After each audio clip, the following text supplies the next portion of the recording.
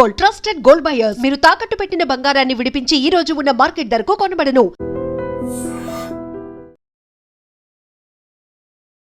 Node వీడియోలు చిత్రీకరించారు అనేటటువంటి కారణంతో నలుగురు యువతులు చితకబాదినటువంటి ఘటన విశాఖలో జరిగింది. ద్వారకా పోలీస్ స్టేషన్ పరిధిలో ఆర్టీసీ కాంప్లెక్స్కి అతి సమీపంలో ఉన్నటువంటి సవేరా ఇన్ హోటల్లో ఇప్పుడు మనమైతే ఉన్నాం. ఇక్కడ కొంతమంది యువతులు అయితే దిగారు. అయితే ఈ రూమ్ నెంబర్ మీరు చూస్తున్నారు 203 రూమ్లో ఉన్నటువంటి వారు వాష్రూమ్లో స్నానం చేస్తూ ఉండగా పక్క వైపు ఉన్నటువంటి బాయ్స్ హాస్టల్ ఏదైతే 4S హాస్టల్ ఫర్ బాయ్స్ అని హాస్టల్ ఉంది, ఆ హాస్టల్ కూడా ఈ లాడ్జ్కి పక్కనే ఉండడం వల్ల ఇక్కడ మనం జస్ట్ చూడొచ్చు. మీరు ఇక్కడ స్నానం చేస్తూ ఉండగా మహిళ స్నానం చేస్తూ ఉండగా ఆ పక్కనే ఉన్నటువంటి హాస్టల్ బాయ్స్ హాస్టల్ నుంచి యువకులు కొంతమంది తన నోడ్ వీడియోలు చిత్రీకరించారు.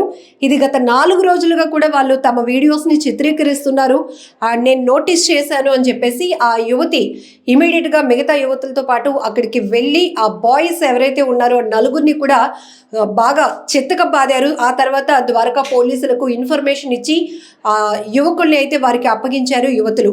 ఇక్కడ మనం చూడొచ్చు ఆర్టీసీ కాంప్లెక్స్ కానీ రైల్వే స్టేషన్ కానీ వీటి పరిసర ప్రాంతాల్లో మనకి ఎక్కువ డార్మెటరీస్ కానీ చిన్న చిన్న హోటల్స్ అంటే మిడిల్ క్లాస్ ఫ్యామిలీస్కి తగ్గట్టుగా అందుబాటులో ఉండే ప్రైస్లో కొన్ని రూమ్స్ అయితే ఉంటాయి, చాలా దగ్గరగా ఉంటాయి. ఈ కన్స్ట్రక్షన్స్ కూడా మనం చూడొచ్చు. ఇక్కడ ఇరుకుగా ఉన్నటువంటి ప్రాంతంలో పక్కనే హాస్టల్ ఉండటం, ఇక్కడ లాడ్జెస్ ఉండటం, ఇవన్నీ మనం చూస్తున్నాం. అయితే వారు అనుమానించడానికి ప్రధానమైన కారణం ఏంటంటే ఈ 203 వాష్రూమ్ ఏదైతే ఉందో సవేరా ఇన్ హోటల్లో ఈ రూమ్లో స్టే చేస్తున్నటువంటి అమ్మాయిలు ఇక్కడ స్నానం చేస్తూ ఉండగా వాళ్ళ వీడియోలు అవతల ఉన్నటువంటి 4S బాయ్స్ హాస్టల్ నుంచి కొంతమంది బాయ్స్ తమ నోడ్ వీడియోలు చిత్రీకరించారు. ఇది మేము గమనించాము, అందుకనే వాళ్ళని కొట్టాము, పోలీసులకు అప్పగించామని చెప్తున్నారు. ఈ కేసుకు సంబంధించి ద్వారకా పోలీసులు అయితే యువకుల్ని అదుపులోనికి తీసుకున్నారు. వాళ్ళ ఫోన్లన్నీ కూడా వెరిఫై చేస్తున్నారు. పరిశీలించిన తర్వాత పూర్తిగా ఏంటి నిజాలు బయటపడే అవకాశం కూడా ఉంటుంది. అయితే ఇక్కడ మనం చూడొచ్చు ఇలాంటి రూమ్స్ ఏవైతే ఉన్నాయో ఇక్కడ మనకి చాలా ఇరుకుగానే చాలా దగ్గరగా ఉన్నాయి. కన్స్ట్రక్షన్స్ కూడా చాలా పక్కన మినిమం స్పేస్ కూడా లేకపోకుండా ఉండడం. ఇంకొక వైపు ఇక్కడ వాష్రూమ్స్ అలానే అవతల హాస్టల్ గదులు కూడా దగ్గరగా ఉండటం ఇక్కడ మీరు విజువల్లో చూసారు ఆల్రెడీ. సో స్కోప్ వాళ్ళు అనుమానించడానికి కూడా ఎలా స్కోప్ ఉంది అంటే ఇక్కడ మనం ఈ వాష్రూమ్లో ఇక్కడ ఇలా స్నానం చేస్తూ ఉంటే కనుక ఖచ్చితంగా ఆ పక్క నుంచి ఆ మనిషిని చిత్రీకరించడానికి అక్కడ అవకాశం ఉంది. ఆ కిటికీలో నుంచి వాళ్ళు తమ నోడ్ వీడియోస్ని చిత్రీకరించారు అనేటటువంటి అనుమానంతో యువతులైతే ఆ యువకుల్ని చితకబాదారు, పోలీసులకు అప్పగించారు. సో ఇప్పుడు ఈ ఘటన అయితే కనుక తీవ్ర కలకలం రేపుతోంది. ఎందుకంటే ఇప్పటికే మనం చూస్తున్నాం ఇలా నోడ్ వీడియోస్ చిత్రీకరించడం, బ్లాక్మెయిల్ చేయటం, సో ఆ తర్వాత సూసైడ్ చేసుకోవటం, ఇలాంటి తమ పరువు పోతుందనో లేకపోతే తమ వీడియోలు అవతల వాళ్ళు చిత్రీకరించారు అనే కారణాలు అది అనుమానమైనప్పటికీ కూడా తీవ్రంగా వేధించేటటువంటి పరిస్థితులు ఉంటాయి. సో ఇప్పుడు సవేరా ఇన్ హోటల్లో జరిగినటువంటి ఈ ఘటనకు సంబంధించి కూడా పక్కన ఉన్నటువంటి 4S బాయ్స్ హాస్టల్ నుంచి కొంతమంది యువకులు తమ నగ్న నోడ్ వీడియోలు చిత్రీకరించారు అనేటటువంటి అనుమానంతో వారైతే కనుక అనుమానం అని కూడా చెప్పట్లేదు. ఆ యువతులు బాధిత మహిళ అయితే కన్ఫర్మ్గా చెప్తా ఉంది, 4 రోజుల నుంచి మాకు ఆ కదలికలు కనపడుతున్నాయి, ఖచ్చితంగా నోడ్ వీడియోలు రికార్డ్ అయ్యాయి, అందుకని వాళ్ళు మేము చితకబాదామని చెప్తున్నారు. ఈ నలుగురు యువతులతో పాటు వారితో కొంతమంది అబ్బాయిలు కూడా వచ్చినట్టు తెలుస్తోంది. అయితే వీరందరూ కలిసి ఫస్ట్ వాళ్ళకి దేహశుద్ధి చేసిన తర్వాత ద్వారకా పోలీసులకైతే అప్పగించడం జరిగింది. ఇప్పటికే పోలీసులు మనల్ని హెచ్చరిస్తూనే ఉన్నారు, ఎడ్యుకేట్ చేస్తూనే ఉన్నారు.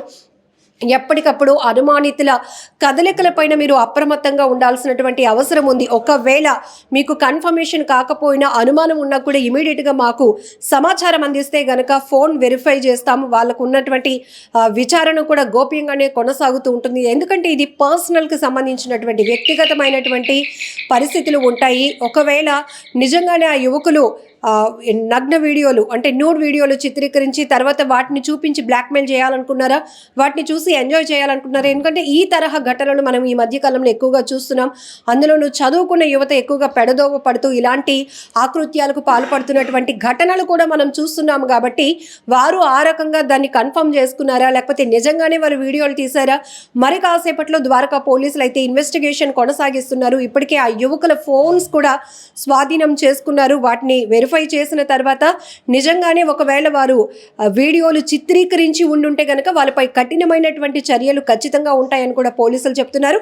అయితే ప్రస్తుతానికి బాధిత యువతులు ఇచ్చినటువంటి కంప్లైంట్ ఆధారంగా యువకుల్ని కొట్టిన తర్వాత పోలీసులకు వారు అప్పగించిన నేపథ్యంలోనే ఇన్వెస్టిగేషన్ అయితే కొనసాగుతుంది.